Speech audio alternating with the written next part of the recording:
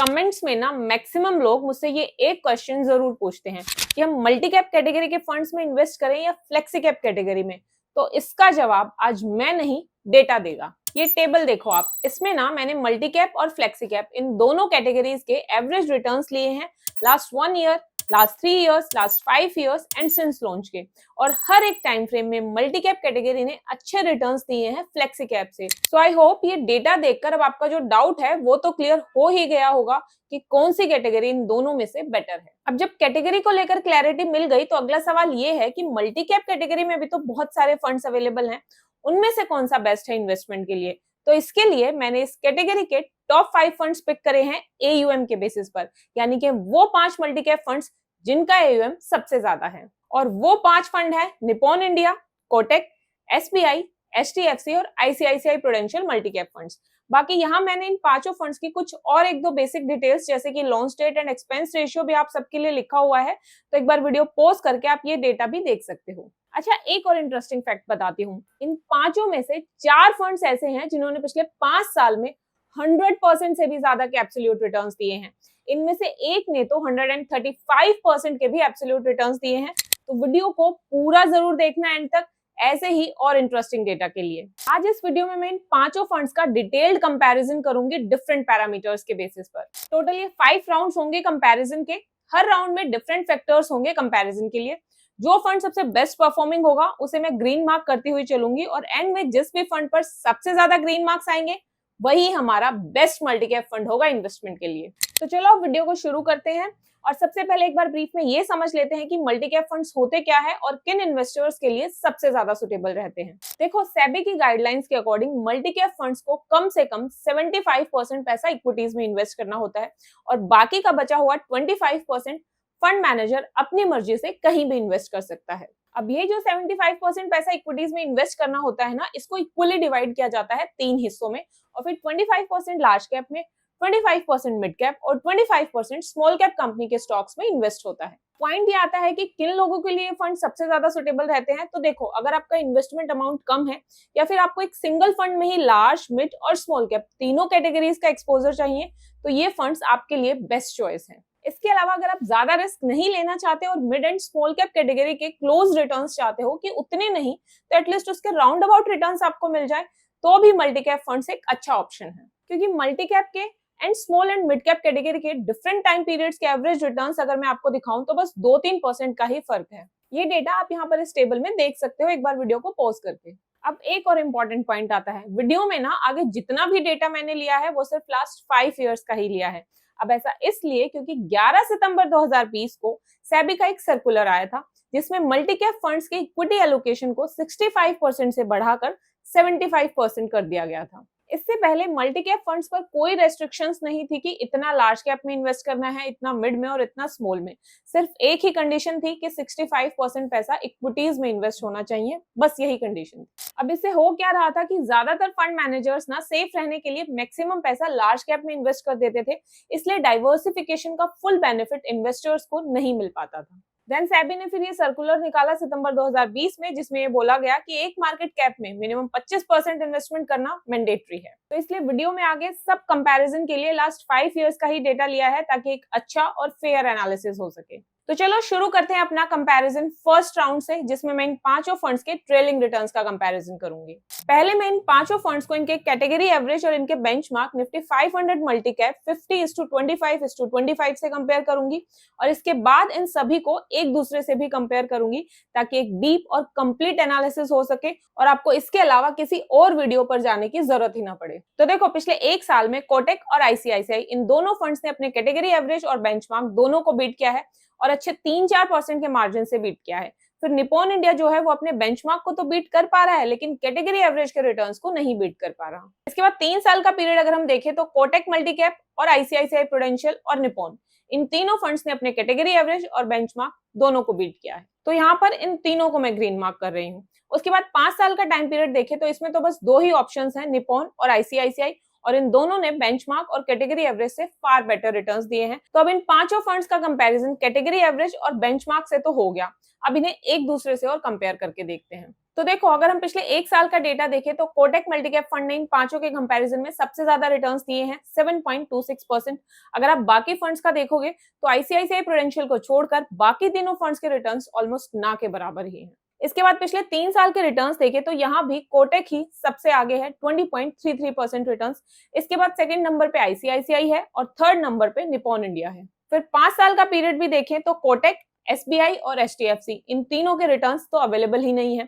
बाकी जो निप्पॉन और आईसीआईसीआई बचे हैं उनमें निप्पॉन के रिटर्न्स काफी अच्छे हैं आईसीआईसीआई से। तो ट्रेलिंग रिटर्न्स में ऑल ओवर निप्पॉन, कोटक और आईसीआईसीआई, इन तीनों पर ही सबसे ज्यादा ग्रीन मार्क्स आए हैं। अब चलते हैं अपने नेक्स्ट राउंड पर, जो कि है ईयर ऑन ईयर रिटर्न्स। यहाँ पर भी मैंने 2022 से लेकर अभी तक का ही डेटा लिया है और इन सभी का कंपैरिजन करें तो 2022 में सबसे highest returns Nippon India multicap के हैं, करीब 15%। इसके बाद 2023 में कोटक और एचडीएफसी, इन दोनों के रिटर्न्स ऑलमोस्ट बराबर थे, अराउंड 42% के। फिर 2024 और 2025 में कोटक के रिटर्न्स सबसे हाईएस्ट रहे 28% और 7%। एंड 2026 में अभी तक आईसीआईसीआई ने ही सबसे अच्छा परफॉर्म किया है। तो ऑल ओवर अगर हम देखें तो कोटक मल्टीकैप फंड ने ईयर ऑन ईयर रिटर्न्स में सबसे अच्छा परफॉर्म किया है। पिछले 5 में से 3 सालों में इसके रिटर्न्स हाईएस्ट रहे हैं। लेकिन सिर्फ ईयर ऑन ईयर रिटर्न्स के बेसिस पर ये डिसाइड नहीं हो सकता, क्योंकि अभी 3 मेन राउंड्स और भी बचे हैं एंड सबसे इंपॉर्टेंट रिस्क एनालिसिस भी बचा है। तो चलो अब चलते हैं अपने राउंड नंबर 3 पे, जो कि है रोलिंग रिटर्न्स। अब रोलिंग रिटर्न्स में ना बहुत सारे लोगों को कंफ्यूजन रहती है कि कैसे कैलकुलेट होते हैं और इसे क्यों इतनी इंपॉर्टेंस दी जाती है। तो मैं आपको बिल्कुल सिंपल तरीके से समझा देती हूँ आज, ताकि जब आप इसके डेटा को देखोगे तो एनालाइज करना आपके लिए और भी इजी हो जाएगा। मान लो आपको किसी म्यूचुअल फंड का 3 साल का रोलिंग रिटर्न देखना है। अब अगर आप सिर्फ एक डेट से 3 साल का रिटर्न देखोगे ना, तो वो पॉइंट टू पॉइंट रिटर्न हो जाता है। लेकिन अगर हम हर पॉसिबल 3 साल का रिटर्न निकालें, जैसे कि 1 जनवरी 2020 से 1 जनवरी 2023 तक का, फिर 2 जनवरी 2020 से 2 जनवरी 2023 तक का, फिर 3 जनवरी 2020 से 3 जनवरी 2023 तक का, और ऐसे ही पूरे डेटा को एनालाइज करें तो वो रोलिंग रिटर्न्स होते हैं। अब इसका फायदा ये होता है कि हमें ये पता चल जाता है कि फंड ने सिर्फ एक लकी पीरियड में ही अच्छे रिटर्न्स दिए या लगभग हर पीरियड में कंसिस्टेंटली अच्छे रिटर्न्स दे रहा था। तो मेनली ये रिटर्न्स की कंसिस्टेंसी को बताता है, जो कि मोस्ट इंपॉर्टेंट होती है। अब मैंने अपने रोलिंग रिटर्न्स के एनालिसिस के लिए इन फंड्स के 15 मार्च 2022 से लेकर अभी तक के रिटर्न्स को 3 इयर्स की साइकिल में डेली बेसिस पर रोल किया है। 15 मार्च 2022 से पहले के रिटर्न्स इसलिए नहीं लिए क्योंकि जो एसबीआई मल्टीकैप फंड है वो 15 मार्च 2022 को ही लॉन्च हुआ था, तो उससे पहले का डेटा उस फंड का अवेलेबल नहीं है। तो सबसे पहले अगर हम एवरेज रिटर्न्स देखें तो एसबीआई को छोड़ के बाकी सभी फंड्स ने अपने कैटेगरी एवरेज और बेंचमार्क दोनों को बीट किया है। कोटक मल्टीकैप ने सबसे हाईएस्ट एवरेज रिटर्न्स दिए हैं 24.88%। इसके बाद सबसे अच्छे रिटर्न्स निप्पॉन इंडिया के हैं, करीब 23%। तो यहाँ पर इन दोनों को मैं ग्रीन मार्क कर रही हूँ। फिर मैक्सिमम रिटर्न्स देखें तो यहाँ भी सेम पैटर्न दिख रहा है। एसबीआई अपने कैटेगरी एवरेज और बेंचमार्क को बीट नहीं कर पाया और निप्पॉन और कोटक के मैक्सिमम रिटर्न्स सबसे ज्यादा हैं। मिनिमम रिटर्न्स अगर आप देखोगे तो इसमें सबसे अच्छी परफॉर्मेंस कोटक की ही है। इसने 3 साल की साइकिल में कम से कम 20.23% के रिटर्न्स तो दिए ही हैं, जो कि आउटस्टैंडिंग परफॉर्मेंस में काउंट होती है। अच्छा, अब यहाँ पर इन मल्टीकैप फंड्स की सबसे अच्छी बात यह है कि 3 साल की साइकिल में इन पांचों में से किसी भी फंड ने कभी भी नेगेटिव रिटर्न्स नहीं दिए। 100% of the times returns positive ही रहे हैं। इसके बाद रिटर्न डिस्ट्रीब्यूशन में अगर ये देखें कि कितने percent of the times in funds ने 20% से ज्यादा के रिटर्न्स दिए हैं, तो यहाँ भी कोटक मिड कैप फंड सबसे आगे दिखता है। इसने 100% ऑफ द टाइम्स 20% से ज्यादा के ही रिटर्न्स दिए हैं। तो अब ऑल ओवर रोलिंग रिटर्न्स में भी कोटक फंड ही सबसे बेटर निकल कर आ रहा है। पर अगले 2 राउंड्स में ये देखना इंटरेस्टिंग होगा कि क्या ये फंड बियर मार्केट में भी हमारे पैसे को प्रोटेक्ट कर पा रहा है, और क्या इसने जो रिटर्न्स दिए हैं उन रिटर्न्स के लिए इसने एक्स्ट्रा रिस्क तो नहीं लिया। तो चलो अब चलते हैं अपने नेक्स्ट राउंड पर, जो कि है ड्रॉ डाउन रिटर्न्स। बाकी अगर आपको इस वीडियो में दिखाया गया कंप्लीट डेटा, टेबल्स और एनालिसिस पीडीएफ फॉर्म में चाहिए ताकि आप बाद में भी इसे रेफर कर सको, तो आप चैनल की मेंबरशिप ज्वाइन कर सकते हो। वहां पर मैं इस वीडियो का कंप्लीट पीडीएफ और डिटेल डेटा शेयर करूंगी। इससे आपको रिसर्च रेडीमेड मिल जाएगी। 2 लेवल है मेंबरशिप में, लेवल 1 में पीडीएफ और लेवल 2 में पीडीएफ के साथ साथ मेंबर्स के लिए एक्सक्लूसिव वीडियोस भी अपलोड होती हैं। अब शुरू करते हैं round number 4, draw down returns. Draw down returns का मतलब है कि जब मार्केट डाउन जा रही थी तब कौन सा फंड सबसे ज्यादा गिरा और कौन से फंड ने हमारे पैसे को सेफ रखा। तो देखो, इसके लिए ना मैंने सबसे रिसेंट 2 ड्रॉ डाउन पीरियड्स का एनालिसिस किया है। पीरियड्स की डेट मैंने यहाँ पर इस टेबल में मेंशन भी कर दी है।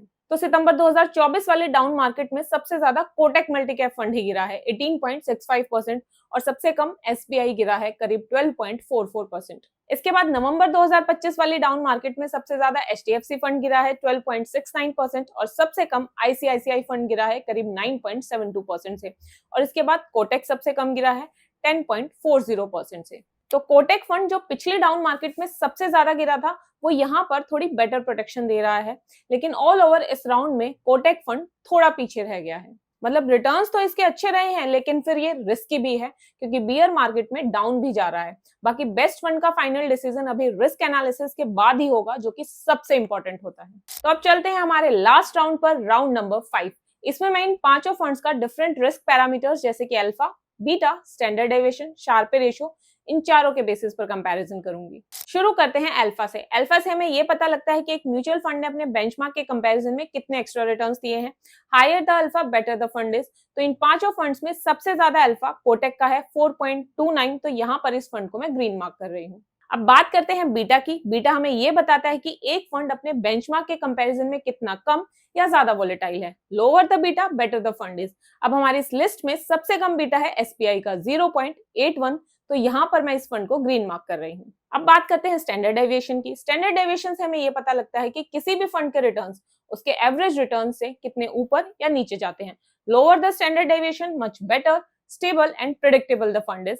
इन पांचों में से सबसे कम स्टैंडर्ड डेविएशन अगेन एसबीआई का ही है 14.20, तो यहाँ पर इस फंड को मैं ग्रीन मार्क कर रही हूँ। अब बचता है एक और लास्ट फैक्टर जो कि है शार्पे रेशियो। शार्पे रेशियो एक फंड के रिस्क एडजस्टेड रिटर्न्स को मेजर करता है कि भाई एक फंड ने 1 यूनिट ऑफ रिस्क के बदले कितना एक्स्ट्रा रिटर्न जनरेट करके दिया। Higher the Sharpe ratio much better the fund is. तो यहाँ इन पांचों फंड्स में सबसे ज्यादा शार्पे रेशियो है कोटक और आईसीआईसीआई का, दोनों का सेम ही है 0.91, तो यहाँ पर इन दोनों फंड्स को मैं ग्रीन मार्क कर रही हूँ। ऑल ओवर रिस्क एनालिसिस में सबसे कम रिस्क की एसबीआई फंड है, लेकिन बेटर रिस्क एडजस्टेड रिटर्न्स जो है वो कोटक फंड ने दिए हैं। तो अब यहाँ हमारा कंपैरिजन खत्म होता है, और जैसा कि मैंने वीडियो की स्टार्टिंग में बोला था कि जिस भी मल्टी कैप फंड पर सबसे ज्यादा ग्रीन मार्क्स आएंगे वही हमारा बेस्ट मल्टी कैप फंड होगा। तो हमारा बेस्ट मल्टी कैप फंड है Kotak multi cap fund.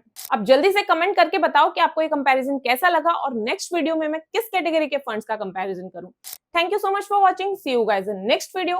Till then, happy investing.